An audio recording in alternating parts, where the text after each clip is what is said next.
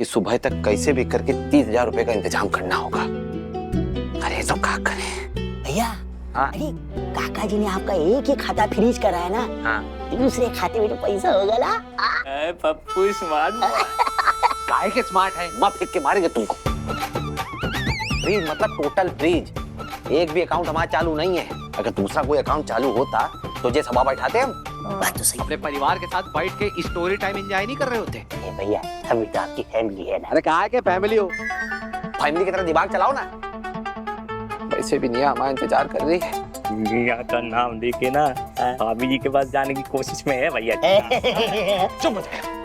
इतनी टेंशन हो रही है, तुम लोग का मजाक सूझ रही पगले।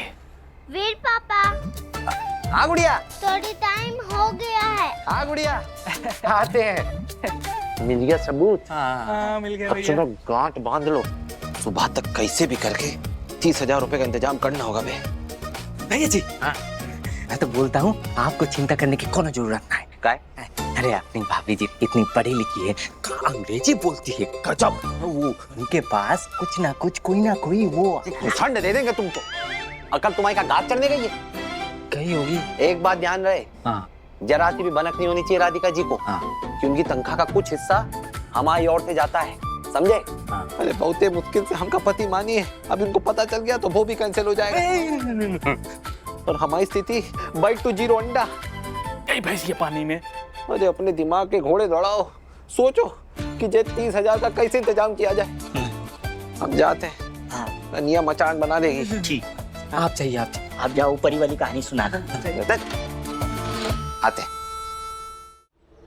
निया, बाहर भी नहीं है ये लड़की। निया, यूनिफॉर्म भी है। निया, मम्मा,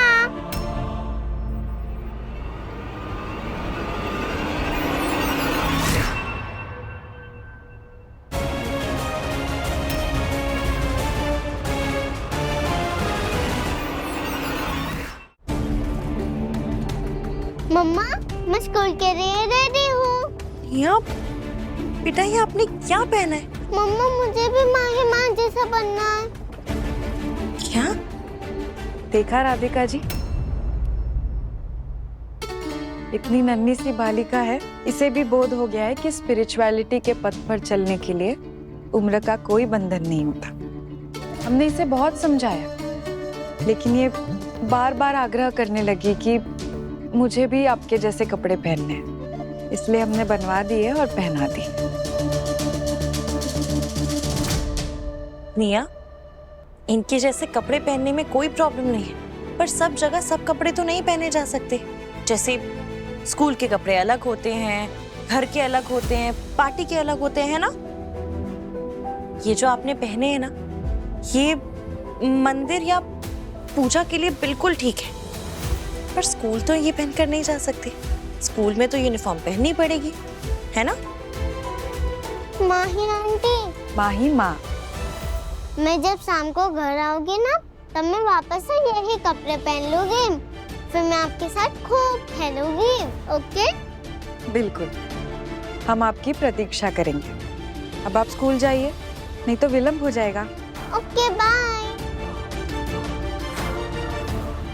जागो मोह माया त्यागो, जागो मोह माया त्यागो। मम्मा, आप मुझे जल्दी से यूनिफॉर्म पहना दो।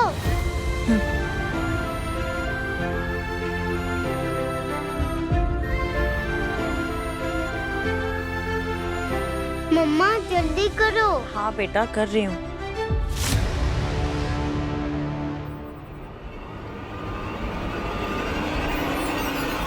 राधिका दी, ये तो ऐश्वर्या की आवाज है। सुबह सुबह वो यहाँ पे, कुछ हुआ है क्या? राधिका दी, कहाँ हैं आप? इधर आइए। ऐश्वर्या, क्या हुआ? क्या हुआ? अभी सारी बातें क्लियर हो जाएंगी मम्मा, बस 2 मिनट। ऐश्वर्या, क्या हुआ? वाह राधिका दी, मान गए आपको। क्या स्मार्ट गेम खेला है आपने। मुझे लगा था कि आप कुछ नहीं तो कम से कम चंट तो नहीं होंगे। यू सरप्राइज्ड मी। आप तो सुपर चंट निकली।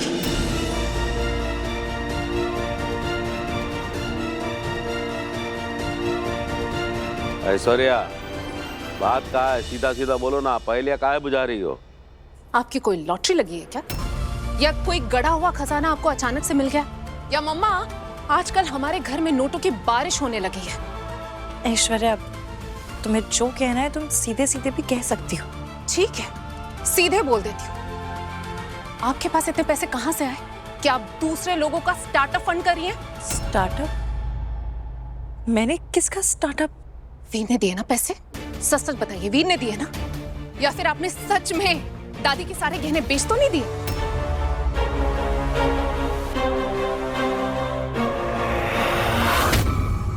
ऐश्वर्या, क्या कह रही है तू? इसने हमारे गहने बेच दिए? ओ गजेंद्र, अरे तुमने तो कहा था सारे हमारे गहने हैं, वो तुम्हारी अलमारी में है। हाँ, फिर इसके हाथ कैसे लगे? अम्मा, गहने हमारे पास ही है अलमारी में, हमने आज ही सुबह दर्शन किए। अरे तो फिर ये ऐश्वर्या क्या बोल रही है? ऐश्वर्या ही जाने। ऐश्वर्या, क्या बात है, बताओ ना, किसको पैसा दिए राधिका जी? राजू और चंपा को।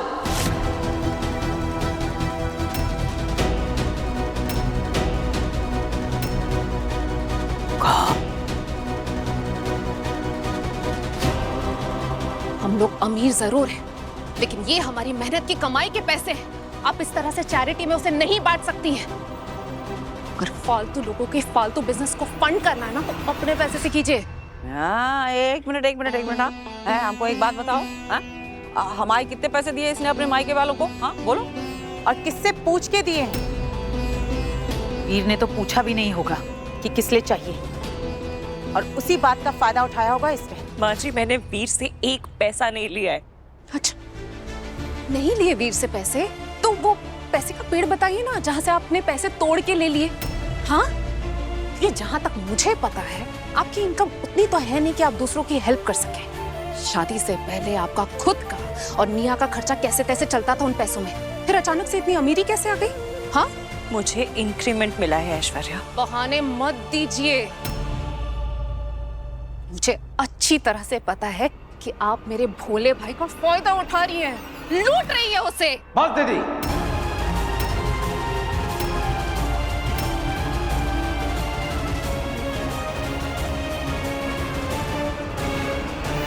ये क्या बातें कर रही हैं आप? राधिका जी ने हमसे कोई पैसे नहीं लिए हैं। अरे बल्कि कुछ दिन पहले हम इनसे उधारी मांगने गए थे। अगर पूछना है तो घर के बाकी सदस्यों से पूछ लीजिए। हमारे सारे अकाउंट फ्रीज हो चुके हैं। अरे हमारे सारे कार्ड नहीं काम कर रहे, कोई पैसा नहीं है हमारे पास। और रही बात राधिका जी की, ये खुद काम कर रही हैं, कमाती हैं, बहुत अच्छा कमाती हैं। अगर इन्हें किसी की हेल्प करनी ही होगी तो खुद के पैसों से करेगी। फिर तुम चुप हो जाओ, तुम तो कुछ बोलो ही मत। ध्यान में पूरी तरह से अंधे हो चुके हो तुम। तुम्हारा दिमाग काम करना बंद कर दिया है। अभी तो कभी इनके चप्पलें साफ कर रहे हो, पैसे दे रहे हो, डिफेंड कर रहे हो इन्हें। अरे ना हमने किसी को फंड किया, ना किसी को डिफेंड कर रहे हैं। जो सत्य है वही बता रहे हैं आपको।